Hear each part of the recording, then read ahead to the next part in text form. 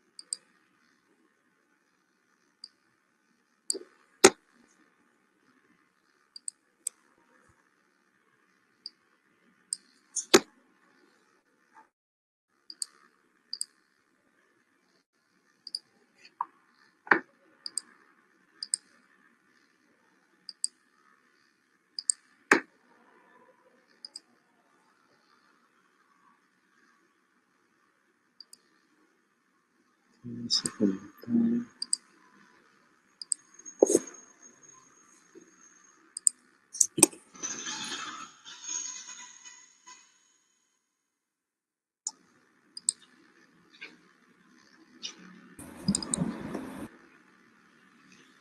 Oke, materinya sudah saya update ya di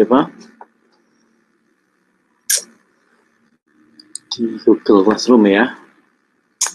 Kita lanjutkan.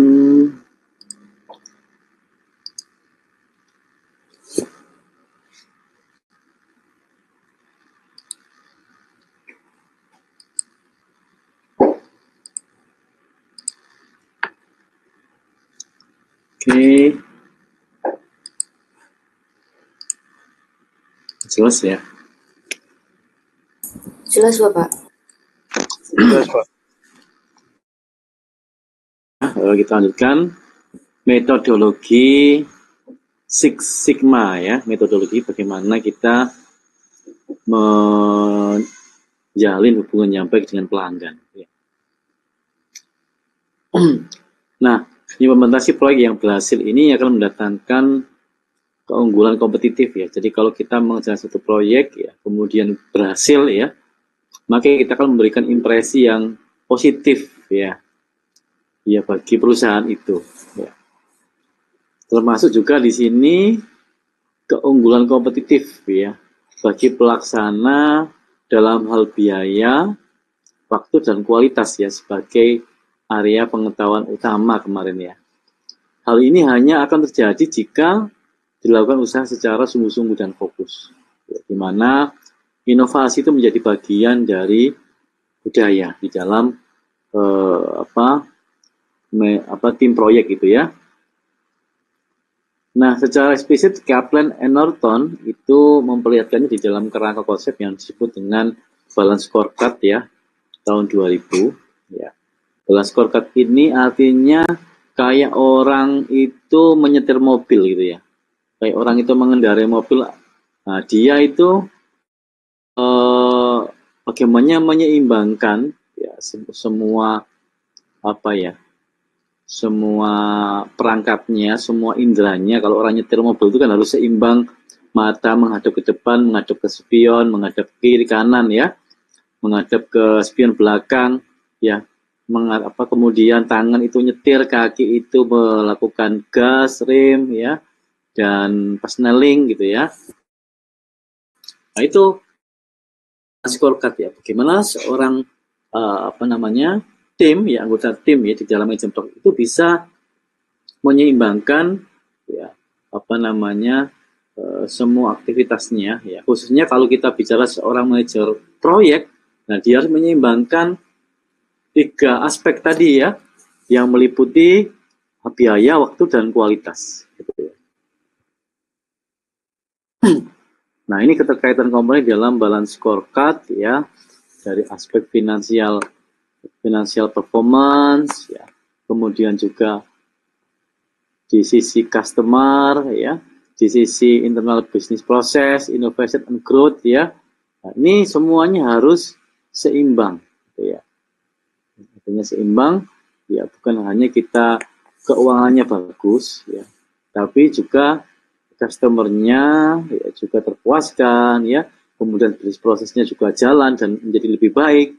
Kemudian di situ inovasi dan pertumbuhan ya, di sisi people-nya ya itu juga bagus gitu ya. Nah, di sini akan menghasilkan revenue growth strategi yang akan menghasilkan productivity strategi ya. Sehingga dari strategi pertumbuhan penghasilan dan strategi produktivitasnya akan menghasilkan apa? Shareholder value gitu ya. Meningkatkan shareholder value yang mana semua akan mendapatkan value yang baik ya, semua stakeholder-nya. Departemen pemasaran melakukan inovasi yang ya, misalnya kerap kali berbeda dengan yang dihasilkan oleh Departemen Teknologi Informasi misalnya. Ya. Nah, yang penting di sini adalah bukan perbedaannya, tetapi bagaimana keduanya bisa fokus menghasilkan sesuatu yang bermanfaat atau mendatangkan value bagi perusahaan ya. Misalnya peningkatan profit ya, atau kenaikan likuiditas ya. Nah, ini adalah contoh dari key performance driver ya. Mulai dari ini ya, innovation growth ya, yang meliputi apa? Ini ya, world class marketing, world class manufacturing ya, kemudian holistic knowledge management ya, kemudian ada aspek internal bisnis proses bisnis internal, yaitu CRM yang bagaimana membangun hubungan yang baik dengan pelanggan, kemudian supply chain management rantai pasok makanan ya, kemudian enterprise resource planning gitu ya. Bentar ya. Oke, sebentar, ada telepon.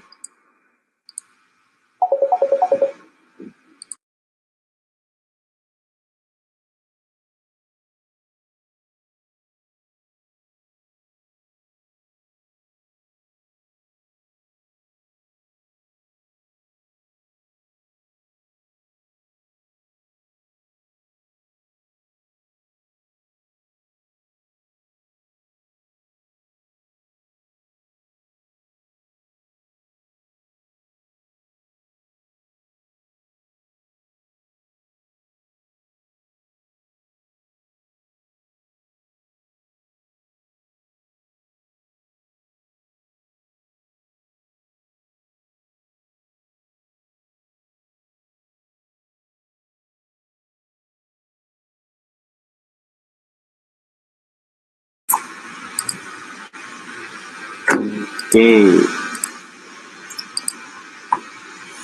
lanjutkan ya.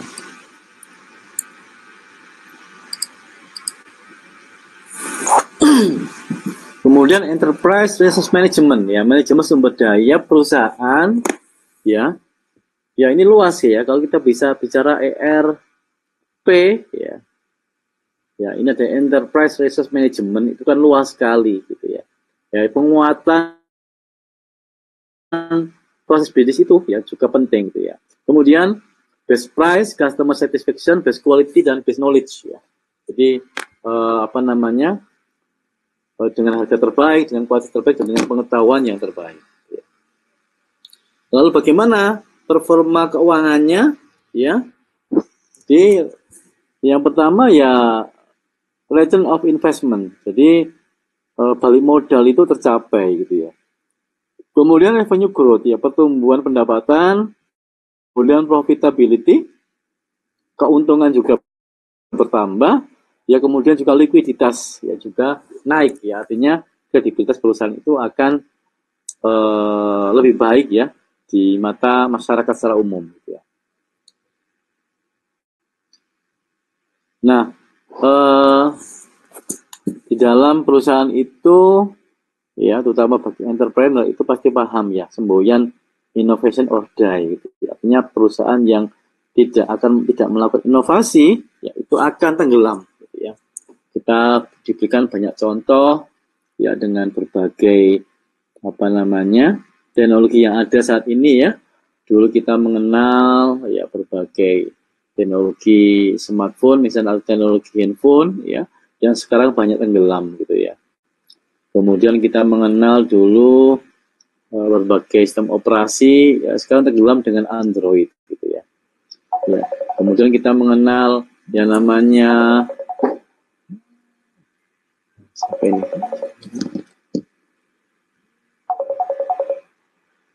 Bentar ya.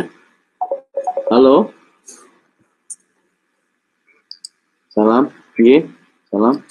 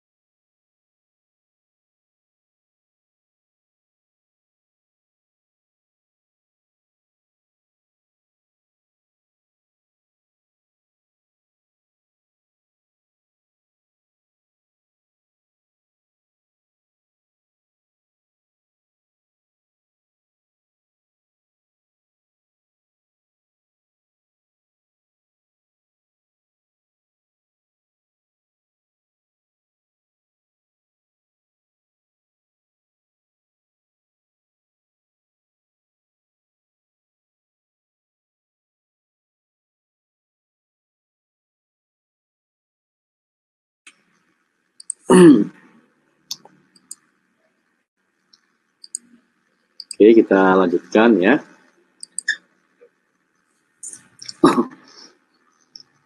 Nah, ini ya. Jadi mana tadi? Nah, innovation or die ya. Jadi perusahaan yang tidak melakukan inovasi maka dia akan tenggelam. Kemudian terkadang ya meskipun mereka paham, terkadang juga para eksekutif ini juga mengabaikan ya, karena pendekatan yang dilakukannya hanyalah yang bersifat jangka pendek saja ya. Misalnya mencoba untuk mengembangkan proses baru, mencari ide baru ya, mengganti suatu organisasi dan ide-ide jenis yang lain gitu ya. Nah, pendekatan ini terlihat hanya bersifat silo-silo ya, atau sepotong-sepotong ya, dan tidak fokus pada isu strategis. Apa itu isu strategisnya? Bagaimana agar perusahaan itu bisa tetap bertahan dan memenangkan persaingan bisnis yang ada. Ya, yang paling penting adalah apa? Berbagai inovasi yang ada merupakan bagian dari sebuah sistem yang holistik ya, yang menyeluruh, yang utuh ya, di mana secara berkala dan berkesinambungan dilaksanakan sejumlah proyek baru untuk keperluan perbaikan kinerja yang dibarengi dengan pemenuhan kebutuhan pelanggan yang dinamis. Ya. Dalam kerangka ini, inovasi menjadi sebuah budaya perusahaan yang tertanam di dalam setiap individu. Ya. Nah, budaya inovasi yang kuat ini terbentuk jika perubahan untuk menuju ke arah yang positif secara jelas dikomunikasikan dan mendapatkan prioritas dari segenap karyawan perusahaan. Nah, pada kondisi ini, segenap individu di dalam perusahaan merasa perlu untuk melakukan pemberdayaan diri walaupun ya harus menghadapi sejumlah tantangan dan risiko. Nah, untuk merumuskan usaha itu, dilakukanlah sejumlah metrik pengukuran kinerja. Ya, didefinisikan dan struktur insentif diberlakukan untuk menumbuhkan budaya atau perilaku berinovasi ya bagi para individu. Jadi setiap individu itu didorong gitu ya untuk berinovasi, untuk menghasilkan satu ide atau kinerja yang bagus ya, kemudian diukur dan diberikan insentif ya bagi mereka-mereka yang punya kinerja yang luar biasa gitu ya. Dan seluruh karyawan sepakat ya menganggap bahwa inovasi merupakan syarat ya agar organisasi itu bisa berkembang. Pengertian tersebut menjadi sebuah value atau norma yang tertanam di dalam setiap karyawan ya. Sesuai dengan paradigma value drives behavior and behavior drives results gitu ya. Nah, muara dari inovasi ini ya nantinya adalah terciptanya nilai atau manfaat bagi bisnis ya yang dapat dirasakan secara langsung oleh stakeholder, yaitu pelanggan ya, internal maupun pelanggan eksternal. Ya. Perusahaan yang inovatif ya akan selalu mencoba ya menciptakan keunggulan kompetitif ya. Artinya menciptakan sesuatu yang membuat perusahaan itu bisa bersaing ya dengan perusahaan yang lain atau bahkan melampaui gitu ya. Nah, proses inovasi ini memberikan keunggulan kompetitif yang berkesinambungan dalam bentuk penciptaan produk atau jasa yang jauh lebih baik dengan yang ditawarkan oleh kompetitor ya. Karena karakteristiknya yang berbeda dan mendatangkan manfaat besar bagi pembeli. Jadi kualitas produk yang lebih bagus gitu ya. Nah, agar perusahaan juga dapat selalu bertahan di dalam lingkungan persaingan dan perubahan bisnis yang sedemikian cepat dan dinamis, maka inovasi adalah satu-satunya cara yang harus dilakukan ya selama beroperasi perusahaan itu. Jadi inovasi ini hal yang penting. Makanya setiap ya kita lihat ya bagaimana inovasi itu benar-benar dilaksanakan ya oleh perusahaan-perusahaan teknologi ya atau perusahaan-perusahaan elektronik ya dengan produk-produk yang sangat inovatif ya. Kalau kita lihat bagaimana startup seperti Shopee ya kemudian yang lain itu luar biasa ya valuasinya ya dan transaksinya ya. Itu karena banyak produk-produk dari luar itu yang masuk ya karena inovatif dan murah gitu ya. Sehingga menjadi minat bagi banyak pelanggan di Indonesia gitu ya.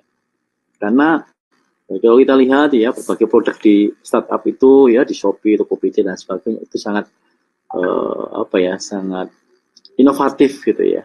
Sangat inovatif dan kreatif ya karena ya misalnya alat-alat tertentu ya sekarang ukurannya lebih kecil dan juga lebih fleksibel gitu ya dan seterusnya. Karena inovasi itulah yang membuat perusahaan-perusahaan itu bisa bertahan ya dengan menghasilkan produk yang murah tapi yang berkualitas gitu ya. Di samping itu inovasi juga memegang peranan penting ya dalam meningkatkan kepuasan tiga pihak utama di dalam perusahaan yaitu pemilik modal ya, sponsor ya, investor ya, karyawan dan juga pelanggan. Ya. Produk dan jasa inovasi yang sukses akan mendatangkan kepuasan karena keberadaannya ini berhasil memenuhi kebutuhan pelanggan.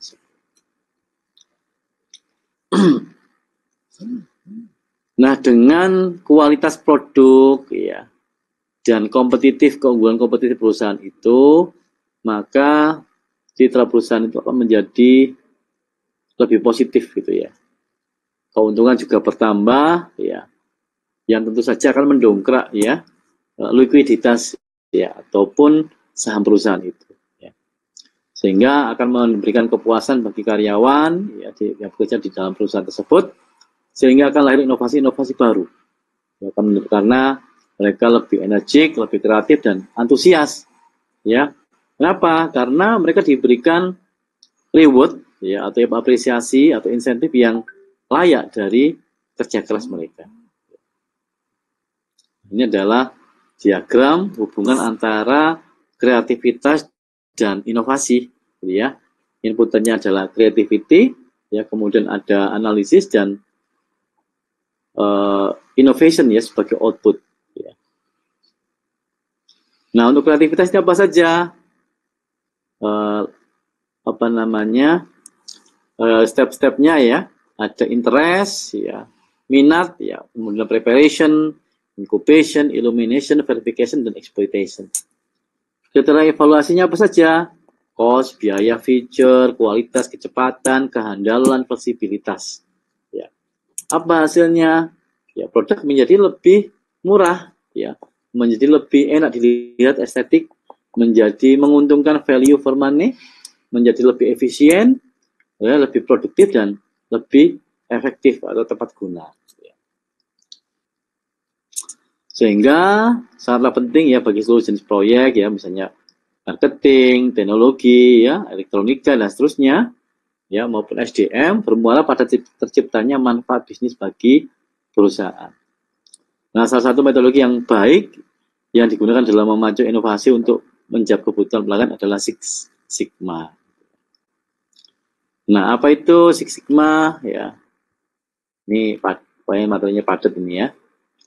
Nah, sekitar tahun 60-an di sini, metode pendekatan yang digunakan untuk mendapatkan keunggulan di bidang manufaktur itu adalah SPC namanya, Statistical Process Control. Ya, metode ini adalah embrio dari konsep Total Quality Management di tahun 70-an dan Just in Time di 80-an. Dan juga Supply Chain Management di era 90-an. Nah, Six Sigma itu artinya apa? 6S. Ya. Meskipun ini bukan satu konsep baru, ya, tetapi popularitasnya justru pada abad 21, ya, setelah tahun 2000. Nah, konsep 6S ini didefinisikan sebagai strategi perbaikan kinerja bisnis dalam hal peningkatan profitabilitas.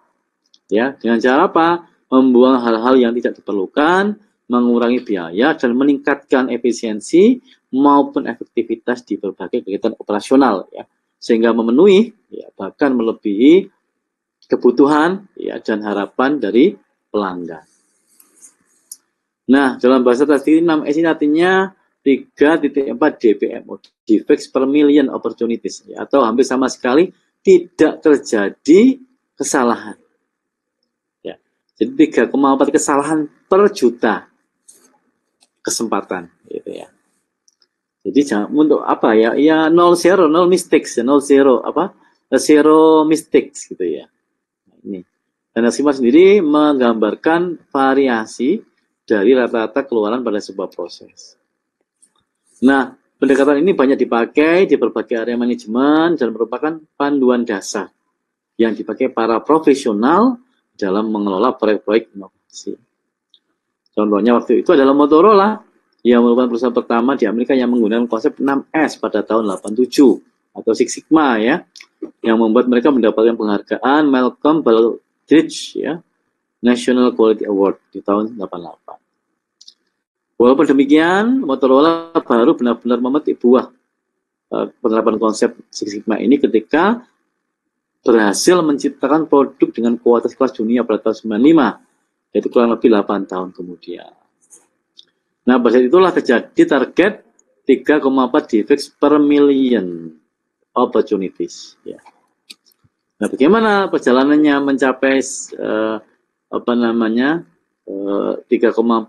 kesalahan per juta kesempatan itu ya. Tahun 80 market share jatuh ke tangan kompetitor Jepang. Tahun 83 peluncuran program Total Quality Management. Tahun 86 tingkat kegagalan mencapai 6.000 per juta produk.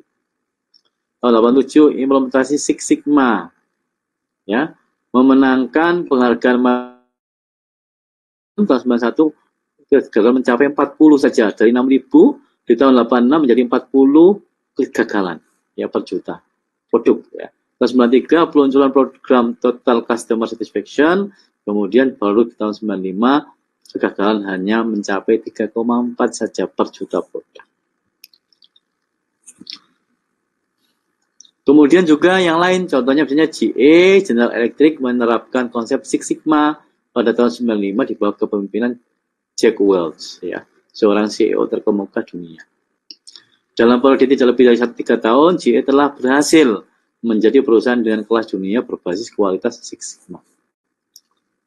Nah, ini sangat jelas bahwa kesuksesan dan kegagalan implementasi 6S terletak pada bagaimana organisasi dan sumber daya manusianya memandang dan memahami prinsip ya atau paradigma yang melatar belakangi konsep tersebut. Setiap tingkatan Sigma merupakan sebuah tantangan yang hanya dapat dijawab melalui terobosan inovasi dengan tingkat kompleksitas yang berbeda. Lebih sulit menuju tingkat 6 Six Sigma dari tingkat 5 Sigma dibandingkan dengan menuju ke tingkat 4S dari 3S. Oke. Nah, rata-rata standar industri otomotif di Amerika berada pada level kualitas 4S atau 4 Sigma atau setara dengan 6,2 ya, 6.210 defect per million opportunities. 6.000-an ya, itu 4S ya. Nah, Sigma level 2 gitu ya. Itu jumlah kesalahannya 300.000. Tidak kompetitif. Sigma level 3 itu 66.000 per juta produk ya. Kemudian yang level 4 ya. Yang level 4 ini adalah 6.000. Ya, sudah luar biasa itu ya. Kemudian yang nomor yang 5 Sigma itu adalah 233 ratusan ya. Kemudian Six Sigma adalah 3,4. Ini adalah perusahaan berkelas dunia ya yang bisa mencapai 3,4 juta kesalahan per produk ya.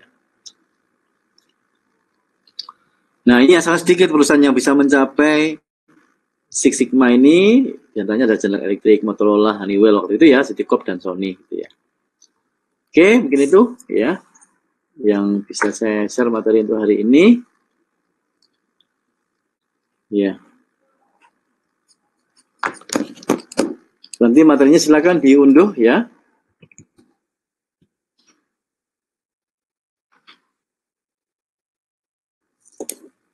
Ya.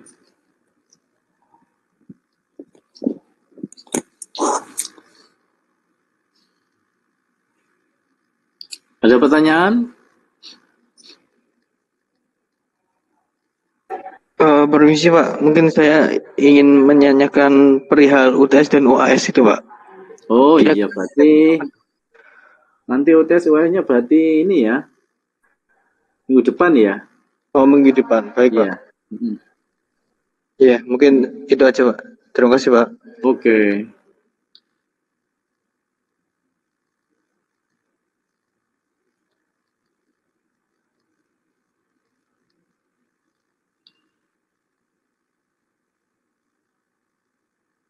Oke, ya. Sudah selesai semua tadi ya di etol ya? Sudah Bapak. Oke.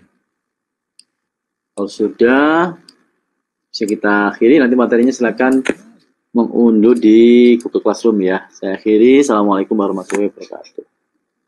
Waalaikumsalam warahmatullahi Wabarakatuh. Terima